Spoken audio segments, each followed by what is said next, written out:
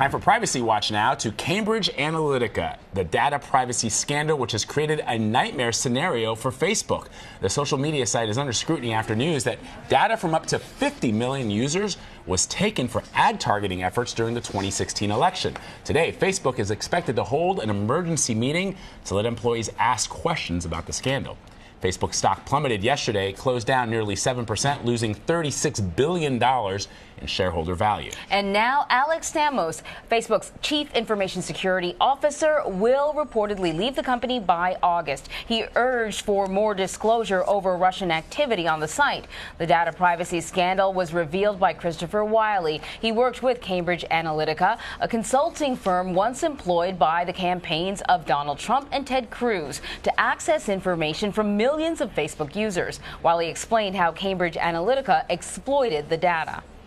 They call it non-kinetic weaponry. Like, weapons don't have to blow stuff up, right? If you delete every banking record of, of a major bank, you've caused economic chaos without blowing anything up. You've just deleted data, right? So, and that's a weapon, right? That's I'm attacking you. It's just, in cyberspace, right? So, in terms of, how does Cambridge Analytica weaponize information? I mean, this is there's something called informational dominance, which is another sort of concept in information operations, which is the idea that in order to win a battle of information on this informational plane of our battle space, I need to inject information all around my opponent so that they start to perceive the battle space slightly differently, and they start making mistakes. They go over that hill because they think we're over there because we've set up, fake tanks over there. They try to attack, and we're actually going to flank them from behind. Our Charlie D'Agata is in London and conducted that interview. Hey, Charlie, thanks for joining us.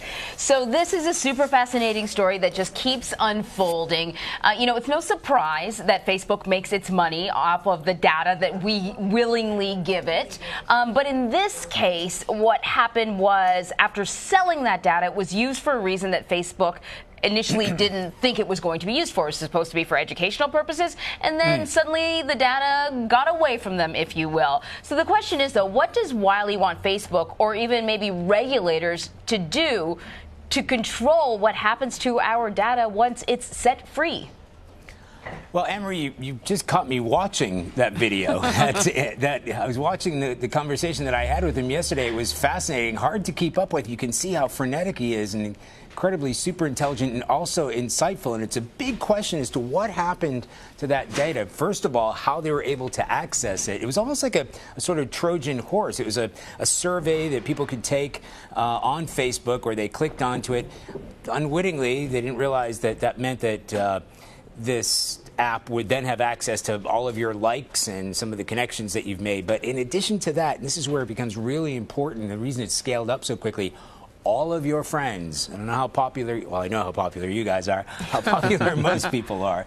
You're going to have 200 or 300 people there, and they're going to have access to all of that. And that's why it's scaled up so quickly to 50 million users. In fact, he said that's on the lower side of that estimate. Now, what happens to that, and this is the real crux of the matter as far as Facebook is concerned, and maybe one of the reasons they saw, $36 billion wiped off shares yesterday, is it the responsibility of Facebook to make sure that those loopholes are closed, or the responsibility of Cambridge Analytica or other groups that are exploiting those loopholes in order to get access to that data? And then once that data is taken, where does it live now? One interesting thing that Chris Wiley told me is, and I know this sounds ironic, but Cambridge Analytica apparently has really weak security structures themselves. So all of the data that has been taken away from Facebook users is now sitting somewhere and presumably vulnerable, under threat. Charlie, it's one of the things that I've been hammering over and over as we try to explain this to our viewers, that when it comes to Facebook, we are the product.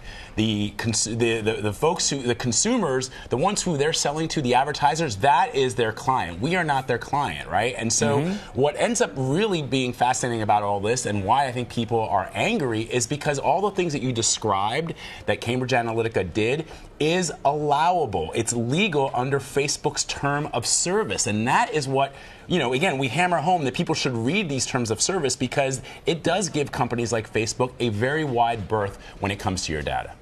That's exactly right. We're users. Nothing comes for free. And nobody scrolls through the 12 pages. They just go, yeah, agree, right? You just go on to it. And, of course, Facebook has grown, and people have been accessing those data points. It's amazing, by the way. Like those little like buttons? That's one of the data points that they use in terms of trying to build what they call your digital portrait. That's very important. And what it means is they can decide that this person over here in Akron, Ohio may like these sort of things, but it's when you compare that person in Akron, Ohio to the guys in Miami and what they're clicking on. University students, do they use something like, this is a specific example, they still use something like Internet Explorer. That's probably somebody who's a little bit older or maybe doesn't keep up to date with technology trends, and then they start building these profiles, and it's what's done with those profiles afterward, as these are the allegations, the sinister part of that, where you have other agents who are now trying to predict human behavior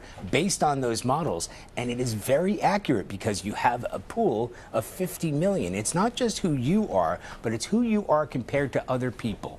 In fact, so accurate that Cambridge Analytica was one of the few companies to predict Donald Trump was going to win the election. We had a representative on, Vlad, and at the time, the topic was, how were you able to pull this off, right? And little do we know. Yeah, really. But this story is like an onion because the connection to the Trump campaign is just one layer. The layer underneath it has to do with Cambridge Analytica's connection to Russia. And you asked about that, Charlie. Let's take a listen. When I was working there, the company was interfacing and talking to Lukoil, which is the second largest oil company in Russia, sending white papers that I wrote about our American targeting operation and the data harvesting scheme to senior executives at Lukoil.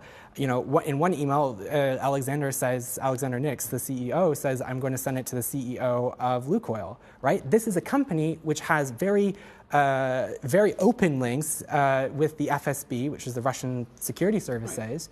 And in addition to that, the professor that we were using to run this data harvesting program was going back and forth between the UK and Russia because he was also working on a project in Russia funded by the Russians on psychological profiling and social data. So for Wiley, there's like a whole lot of smoke because why would a Russian oil company be interested in the habits of American Facebook users, right? Yes, that's exactly right. And he said to me, and he was sincere about it, because he was building this specific program. He was very much part of designing that app in order to access some of that data. And then he said, suddenly I'm thinking, what are all these Russians doing here?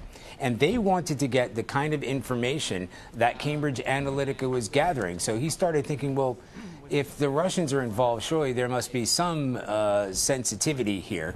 But it was explained to him that, the Russians, as others, and again, we have to make the point, Cambridge Analytica is not unique in this. There are several companies that do this job of gathering data. But yes, it becomes sinister as soon as you suggest the Russian element there. It is important for me to point out here that at the time, the specific program that Chris Wiley was working for was run by Steve Bannon. This is President Trump's chief strategist. This is specifically to glean information and this data and to find ways of micro-targeting voters and Facebook users. So yes, of course, if nothing else, and certainly there will be investigations looking into this, you have guilt by association by some involvement of a Russian scale, if not a state scale, certainly in the private sector. Yeah, Charlie, I saw a quote attributed to Chris Wiley in Vanity Fair about that very point where he called this whole Cambridge Analytica data tool Steve Bannon's psychological warfare mind F tool. And so that gives you a sense of what Mr. Wiley knew about this going back to as far back as 2014, they say. Charlie D'Agata in London for us reporting. Thank you so much, Charlie. We appreciate it. Thanks, guys.